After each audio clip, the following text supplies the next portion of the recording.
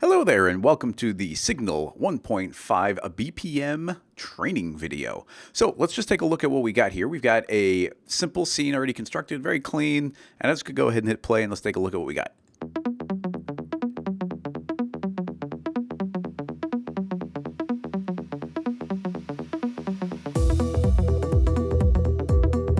And that will go on for a while. In fact, it will go on forever if we give the timeline enough time. So I'm going to go over a bunch of settings really quick and then go over everything very slowly and very specifically. So if you're pretty familiar with Cinema 4D and Signal, then maybe you can whip through this early part. But if you need all the detail, and I do suggest you watch all the way through, then stick around for the later parts. So let's just click on one of these tags and look at some stuff really quick. So we've got a Bpm tab added to Signal, so the parameter's being driven, the rotation is being driven, and we've got a couple things going on here. We've got the amount of variation, which is how much it's going to move, and then we've got the BPM, which is the current beats per minute, and then we've got an additive mode, which allows every single one of these splines to add to the previous one. If you're familiar with Signal, then it's similar to the playback additive mode in the bass tab. And then we've got our highlight, which enables us to turn it on and actually see exactly what frame, what beat we're on at this current time. So I could jump around the timeline to different times, and you see that is the beat that we're hitting at this particular time. An important note is highlight forces a big refresh in the interface and can slow you down. So this is good for reference, but you don't want to leave it on when you're just playing back your animation. Now we've got our sequencer pattern. So here is our sequencer, and these are a series of measures. By default, you're going to only see one of these, and it will look just like that. So you can click on Add Measure, and you'll get additional measures. And we've got controls here to delete them, move them up, move them down, copy them, paste them. When you've got one sequence built out, this is kind of the meat, this is the heart and soul of Signal BPM, is the ability to build your beats and your measures in this sequence. So you can go and break each of these big squares is a beat, and then these are a bridge between them. So you can actually break the bridge between them, and these have become 4 separate beats. Or you can link them together and have a longer beat. And then we get a series of splines, and these splines, each spline, this red spline, is getting mapped onto each beat. So here we have a long beat, and then a quicker beat, and then here's 2 tiny beats. So this spline, and let's even arc it down, this spline is arcing up and then down, and then up and then down, and then up, down, up, down. So that spline is mapped on each one of those sequences. And the ability to add those up, add multiple measures, and then you can click on the Add Spline button. We can add more splines, is going to change the way you can lay this stuff out. So you can go and edit the spline however you want to. And as you click, you'll cycle through each of those colors to set up different splines in different parts of your animation. We can add a measure, we can copy that, we can paste it. They're all lined up that way. We've got some presets here to get the quarter notes and 2 and 4 and 16s. We've got different presets in your splines to hit different beats and different notes and max it out and do kicks and snares and whatnot. So those are splines. I'm going to twirl that up. And then here, this is normally twirled up by default, but you can click on Advanced, and then we have step variation and step time, which I suggest you watch the video for those features, which is separate, and it's all over Signal. But we've got strength over time. And in addition to the old style time or mode of time, we also have added measures. So you can actually play, change the power of the measures based on what measure is playing. So that is the quick overview of what we've got going on here for Signal BPM. Now let's do the meatier slow version where we really talk about all the different parts. So I'm going to close that, and we've got a similar file but with none of the Signal BPM. Now the first thing that we probably want to do is get some sort of song set up. We want to be able to hear a song so we can be playing to that beat. You don't necessarily need to do that, but let me show you how you might. Now you could use the Cinema 4D MoGraph effector, sound effector, and you can actually feed a sound into there, but it's going to be doing all kinds of sound analysis on there. So that's actually, it's a quick way of loading it, but it's not the quickest way of getting playback. So what I like to do is grab a null, or in this case, I'm going to use my camera, and I'm going to load in a sound onto that. So I'm going to go into my timeline, Window, Timeline, Dope Sheet, and let's drag our camera into there. And if we click on the camera, I'm going to right click and say Add Special Track, and we're going to add on a sound. So we need to add in some sort of sound here, and we're going to load that in right there. Now I have downloaded from a stock music website, Nevermind from artlist.io. And let's go ahead and load that up. So I'm going to click on ... Let's go find our Nevermind, load that in. That's going to pop right in here. And if you twirl this down, you can actually even see your waveform. So that can be pretty useful. I'm going to zoom out so we can see our entire animation. You can see that there's a little bit of a build up here, and then we start getting to the meat of the music. So cool, we've got that going. If I hit play, actually let's take a listen. If I hit play in this new scene file, we now have music playing. Awesome. So we've got that going. So let's go ahead, and we don't need the timeline anymore. Go ahead and grab this big bar, and let's go ahead and decide what we want to drive. And I think to start out, we want to drive some of the rotation. And I can never remember which one, so I usually just hit R for rotate. And let's rotate the one I want, and that's that one. And you can see that's H. So let's go ahead, and we're going to be driving H. So if you're familiar with Signal, you're going to right-click on your object. You're going to grab a Signal tag. Then we're going to click on the object and say what parameter we want to drive. I just want to drive a single rotation, which is going to be H. So I'm going to grab H, and let's drop it on there. But keep in mind, Signal can drive any parameter that can be animated, including we could be animating simultaneously all 3 rotations or all 3 X, Y, and Z of position, any kind of trio like that. So we've now dragged in that parameter. You can see we've got our Signal base tab, and click on just base. You can see it's kind of laid out. We could do basic animation there, but let's go right to BPM. Let's add a modifier. BPM, and now we've added a new modifier tab. I'm going to click on that so it kind of simplifies the interface. We're just looking at BPM. And let's go through this a little bit more slowly. So right now, this is already set up to drive the H rotation, but we haven't given it any variation yet. So let's just go ahead and give that a 90-degree rotation. And now I can go ahead and hit play. And right away, we can see that is now rotating to that shape. It's rotating to this current BPM, but we don't know what the BPM of this song is yet. So let's go ahead and figure that out. Now, there's no tool built in the Cinema 4D to do that. So there's actually a website. Let's actually go back. If you just search Google for Tempo Tap, I think the second link here, tempotap.com, is the one that I like. It's just very, very simple and clean. There's a whole bunch of different ones, and I suggest you go check them out if you want to find different ones. But I've just randomly came across this one. I like the simplicity of it. So this is Tempo Tap, and all I'm going to do is click, and let's go play our song. I'm going to jump a little bit more into the meaty part of the song, and I'm going to start tapping my space bar, and it's going to calculate my BPM based on the way I'm tapping it. Now, before I hit it, it's very distracting. I can't talk while tapping it, so I'm just going to go ahead and do that. But I want to throw out there that you should tap for longer than you think you should, because maybe it's like, oh, it's 130 beats, and then you keep going longer, and it's like, oh, it's actually 131, and you just weren't that accurate for the first couple beats. So go for longer than you think you might need to. So let's go ahead and do this. I'm going to hit play and then start tapping.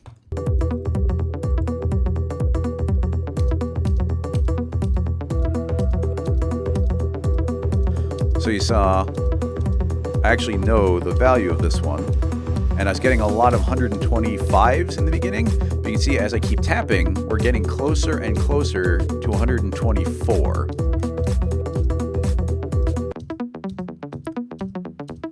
So I am fairly confident that this is 124 beats per second. I was a little distracted with this playing through, but 124 seems to be the magic number. So let's go ahead and just type in 124 here. And this should be pretty much done. We don't have to worry about that anymore. It is now set to those beats. So let's go ahead and hit play. And I'm going to turn the audio off after this. But let's go ahead and hit play and just see if this looks like it's hitting on the beat now. I would say so. Let's go a little further. Boom, boom, boom, boom, boom, boom, boom. So we are now hitting on those beats. So awesome. That's working great. I'm actually, just for the purposes of us continuing, I'm going to go ahead and mute the sound because we don't actually need to hear it for the stuff we're going to be setting up here, or not often. So let's move on and start talking about stuff. Now, we've got some additional settings here. Right away, there's a time offset setting, and your song, maybe it takes a little while fading up, or maybe it's just a little off on the initial beat. So this is a way of taking it back or forward a couple frames. So let's say the song, let's say that we're at the correct beats per minute, but we're not quite hitting on the beat itself. So if I were to tick that, maybe like rewinding at 3 frames, let's get some audio.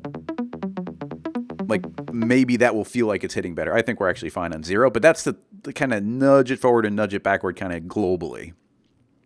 So let's talk about the sequencer, and it will jump up to some of these other settings. So we've got our sequencer pattern here, and what we're seeing right now is one full measure. This is one full measure of 124 beats per minute. And right now we're seeing a default preset of quarter notes. So what that means is we've got a series of notes here, and they're linked together, and we got a space. And they're linked together, we have a space. So let's go ahead and just kind of talk about these. I'm going to hit clear so we can talk about them. Each one of these represents 1/16 of 124 BPM. So we can go and turn these on and off and set this up exactly however we want to. So with this being blank, I can go ahead and click these in-between bridges, and then let's hit a 2 right there, and let's grab that, and now we've got another 2, and let's grab a 4. So I can actually click here and create the bridges, and that will link them together. And we click that one, and we'll link those together. So you can see we've got a series of beats and one quicker one. So let's go ahead and hit play and mute that. And see, actually, we can keep the sound on. So you see we get that double fast one. So this is laying it out exactly the way that this looks. We can also click on any one of these beats again and turn them off. So you see with that, we got that blank one. So when I hit play, we'll be seeing a blank section there.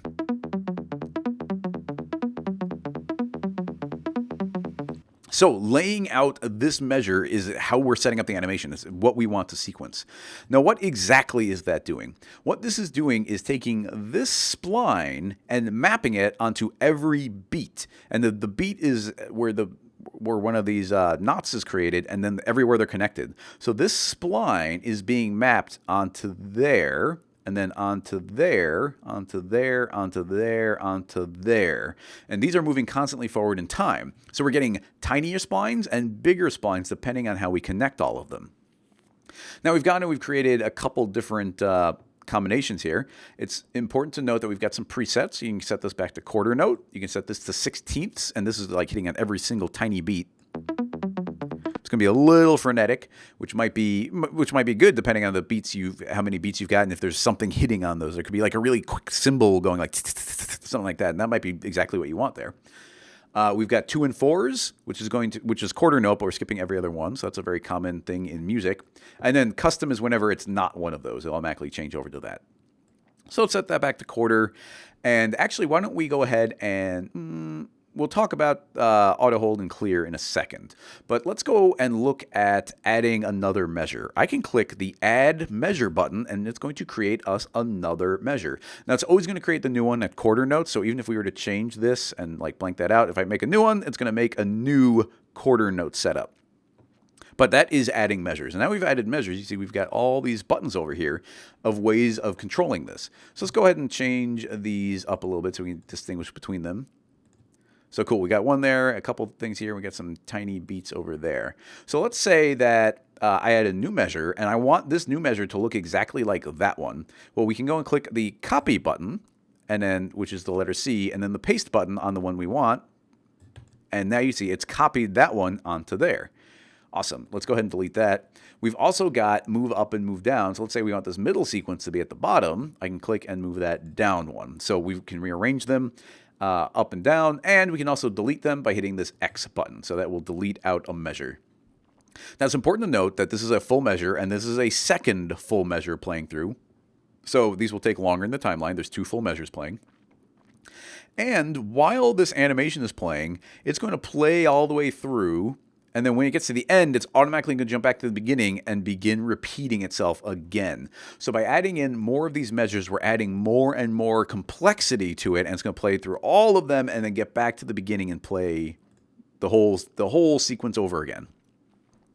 Now, you can add up to 32 different measures, pretty important, and yeah, I think that pretty much covers the basics of measures. But let's go ahead and start adding some splines, and then we'll talk about auto hold and clear.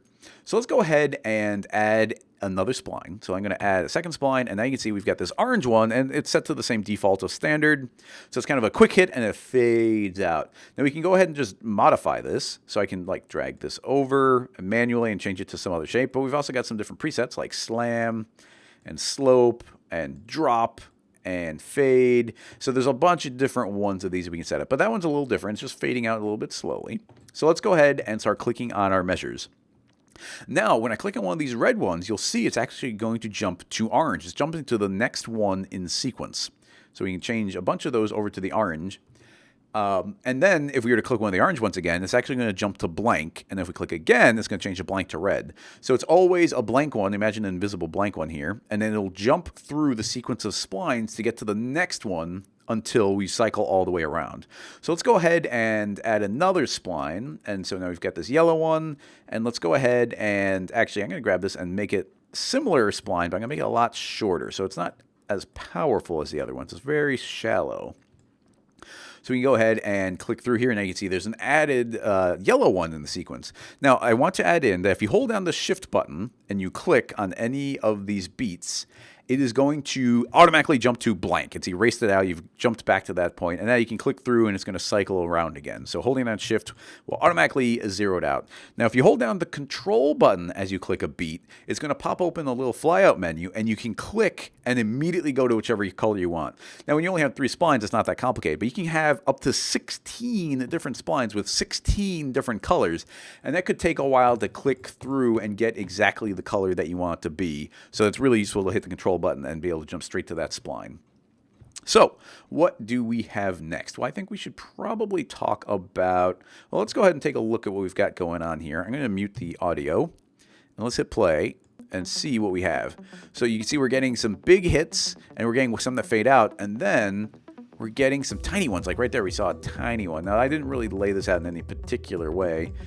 And even let's simplify this to one measure. So you can see we got a couple tiny ones, a long tiny one, and then let's get a long fade out here. So these quick hits and then a tiny one, and that's just going to repeat again and again and again. Now, how do you know when you're hitting a particular beat? Well, you can know when you're hitting it by turning on this highlight checkbox. If you turn on highlight, it is going to outline the current beat that you're on. So if you're playing through your animation, and let's just turn the audio on and find like a particular beat.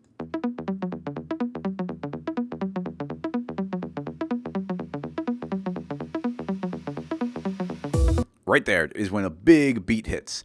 And I'm going to rewind until right where it starts. Not surprisingly, it starts right at the beginning of the sequence. But keep in mind that the sequence is probably looped a bunch of times to get there. So if we wanted something special to happen on that big hit, we can go and start adding additional measures. And you can see that now that we've added enough, it's jumped to the second one. If I add another, and then potentially even another, there we go. Now we've got enough measures where this measure is where this one actually hit. So we could, if we were inclined, change a bunch of these to that really light yellow. Actually, I can go and copy that and paste it, paste it, paste it. And so there's all these little tiny ones, and we could even somewhat randomly break these up. It's something that's kind of fun about BPM is you can just be a little bit chaotic with that if something's kind of got this constant beat. And that's just adding in a bunch of fun variation. And then I'm going to jump this into maybe orange, and then we can jump back to yellow. So there's going to be a big hit on when the music finally hits there, and then everything else is going to go jump back to tiny. So let's just play that through again, and hopefully right around 135, we should see that. And I'm going to play it. We got fairly simple scene here, so this should play through. But like I mentioned, highlight can really slow down Cinema 4D because it's forcing a big refresh in the interface, which it's not designed to do. So it's typically a good idea to turn that off. But let's go ahead and hit play, and we can actually see that moving forward. But you can hear it's having a little trouble keeping up. So we can turn that off.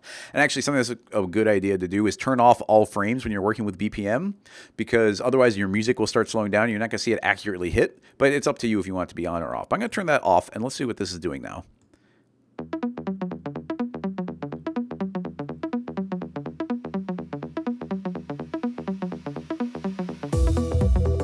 So there we go. You saw that it did all these tiny little hits until it finally got to that big hit, and it did a big one where that one moved over and continued. And keep in mind, we can continue going from there. It's like, okay, now it's going to hit and do one, and we can keep adding more measures up to 32 to see all the different ways that that is going to lay out and have really big hits. So then you can see if I jump back to this time, we're going to hit the big hit. And now we're going to get a bunch of big hits in a row because these additional measures are what is outputting that. So cool, that is what highlight is doing for us. Now let's go ahead and backtrack a little and talk about auto hold and clear. So let's go ahead and simplify this a little bit. Let's get rid of a bunch of these tracks.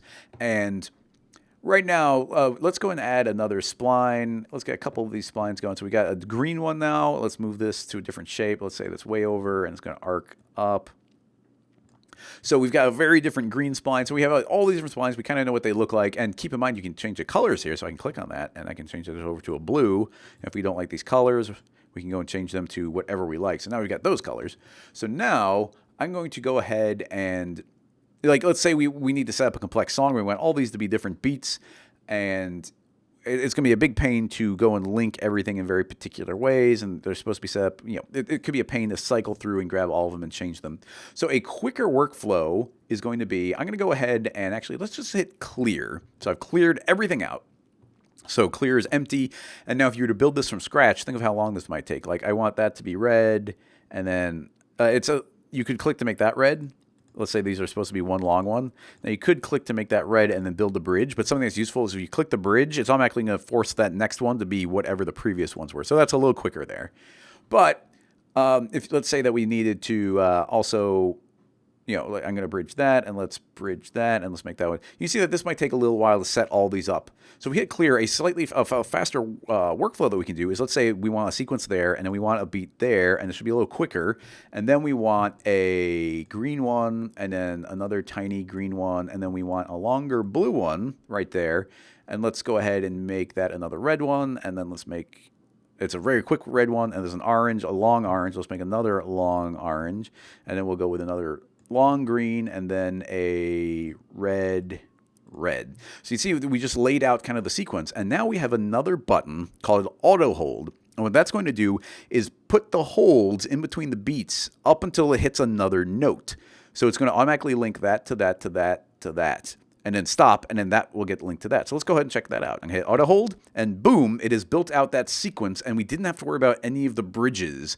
We didn't have to worry about any of these holds between them because we just laid it out that way. So that's a very useful workflow, is to hit clear, build out your sequence, and then do your auto hold. And keep in mind, everything's been 124 beats. So I feel like all this is going to be hitting pretty well. We can even go and hit play right now, and I bet it's not going to look too terrible.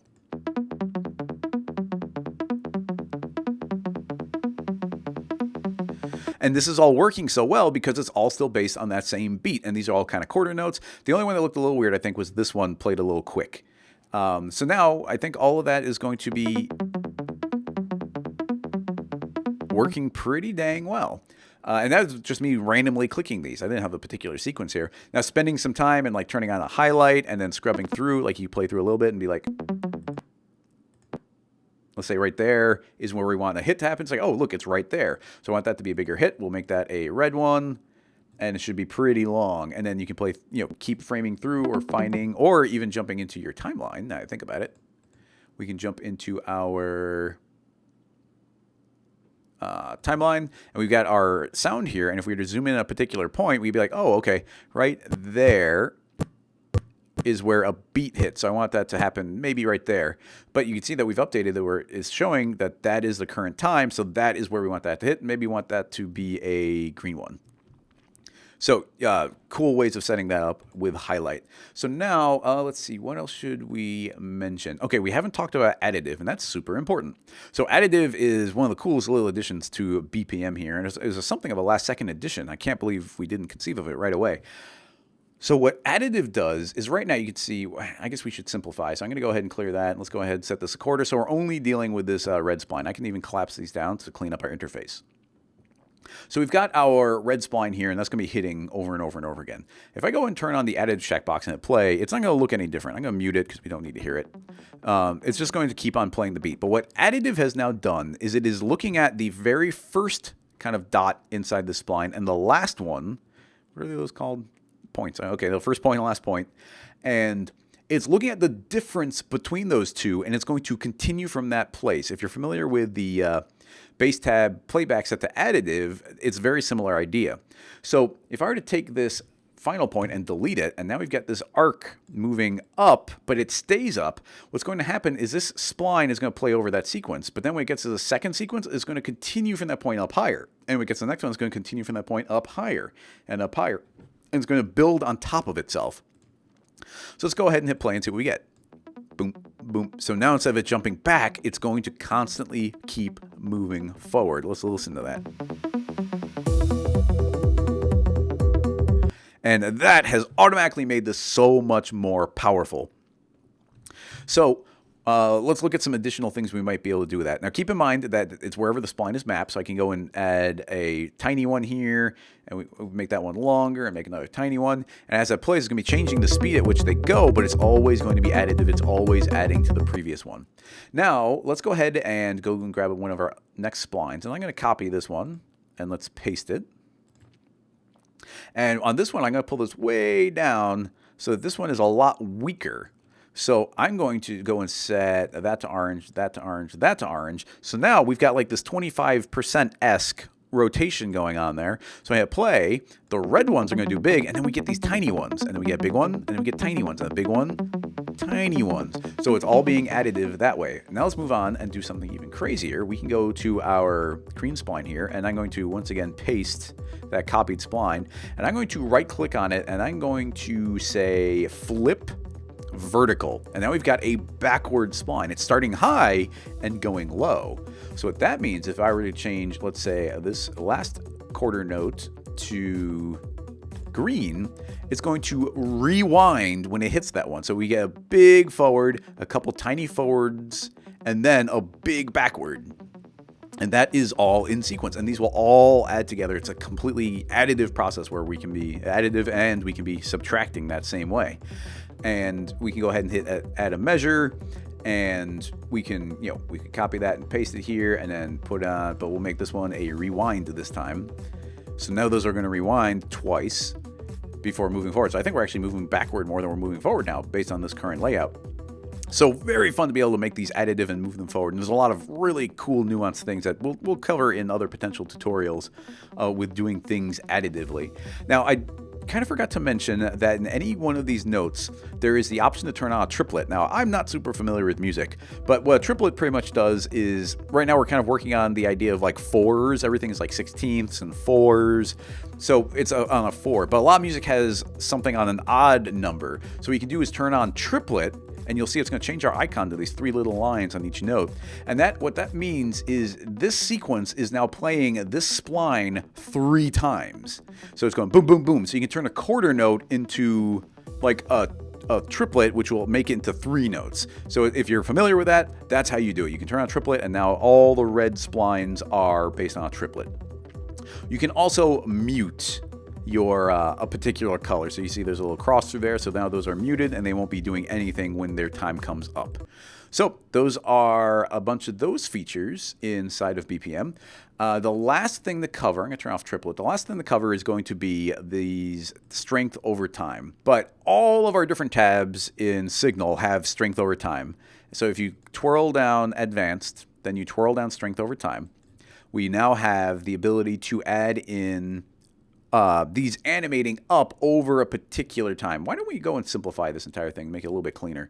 So I'm going to go ahead and set that back to a regular quarter note, and it's going to, why don't we even set that back to standard? So super standard, we're pretty much back to a new BPM. Additive doesn't mean anything there, so let's just keep it really simple and clean. So now we've got full power all the time, and that's what we've been doing this whole time. It's just playing at full power, constantly hitting full beats, boom, boom, boom. But now we can go and set this to, we can say fade up over time. So I can like pull that way up. And now from the time of 0 to 90, it's going to be fading up our power.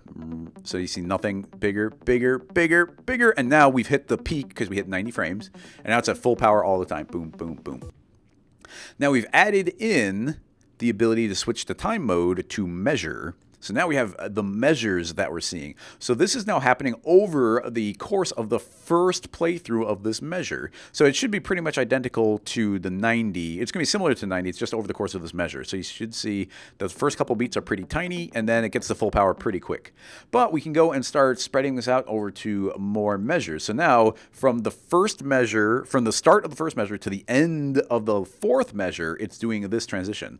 So now it's going to take a lot longer for those to fade up, but we can be sure that they're hitting on the full measure part. So now you can see we're up to full power and it's hitting. And then something that's pretty useful, a trick that I actually use fairly often, is if I jump this measure up to 4, so now it starts at 4, ends at 5, I can do something like create a second knot here. I actually kind of like, let's set this linear. I'm going to right click, set to linear, so we got these no handle versions. And I'm going to just draw it like this. So you can see what's actually happening is we're going up and then flat. But I'm going to pull this all the way to the left. So what's happening is I'm saying no power at all, 0 power until we get to the 4th measure, and then be at full power. So if we were to rewind and hit play, we're going to see absolutely nothing happening for the first 4 measures. But so now when we actually hit that time, that is going to be doing nothing until we hit there, and then it will be going full power. And it's also important to note that just like in mode time, we can set this to looping or ping pong or additive. So let's try additive. What it's going to do is actually do this sequence. It's kind of like doing additive on that spline, but it's doing it with this overall strength. So if I were to grab this top point here and pull it down and delete that one, we're now traveling up and then keeping it even. So we're very weak power, and we're getting more and more powerful over time. So if I were to set this back to a 0 measure and then 1, every measure it's getting that much stronger, that much stronger. But keep in mind, that will actually continue beyond where the spline data can be, and it'll actually continue on forever. So this is going to start out really tiny, but it's going to get stronger and stronger and stronger forever. So it's actually going to start pushing even beyond that 90 degrees we fed in. So you see now it's shooting further than it ever has on the other previous ones, and it will continue to be stronger and stronger as it goes. So I just had to install the scripts, which I forgot to do. Let's pop open that animated version that we had and talk about a couple BPM scripts that we threw in here just to make things a little bit more helpful. So inside of, if you've installed your scripts via the install video, you should be able to jump over into Signal Scripts, and we have modifiers and we have presets. We are worried about these modifiers. I'm going to actually tear this off so we can work with it. And we just have a couple of useful scripts here for when it comes to BPM. We've got where are the 2 main ones? We've got set BPM, and we've got multiply BPM. Now these only apply to the currently selected tags, so it's pretty useful to go and click on select all signal tags, and now we've got all the signal tags. And what I can do is we can say set BPM. Let's say we feed a different song in here, and that song is running at, let's say, 130 beats instead of 124. You would actually have to go into every single tab and go find your BPM and set your BPM up to the new number. And you could even potentially have more than one BPM tab going, and so you'd have to go and manually change all those. But if you click select all signal tags, click set BPM, I can type in 130, hit OK, and now every single signal tag has gone and set the BPM to 130. So nice quick click system there. Now the next setting is, and once again, this only applies to currently selected tags. We can click select all signal tags, and then we can click on multiply BPM. And what that's going to do is enable you to multiply the current value inside your BPM. So let's say that there's not quite enough speed in it, and you want to go double the speed, you can just go with this default of 2.0. Or if it was too fast and but you still want it kind of hitting on the beat, or maybe every other beat, a really quick thing you do is say like type in 0.5, and now all of those are moving at half the BPM that they were previously. So everything will play at half the speed that it was going. So we got multiply BPM and set BPM. Now I think that will actually cover everything involving the new Greyscalegorilla Signal BPM. There are so many fun, crazy uses, and those get really specific into like those, kind of animated tutorial setups. But as far as the functionality, I think that covers everything. Make sure you check out the other videos to see some of the other new features in Signal 1.5. Bye-bye, everybody.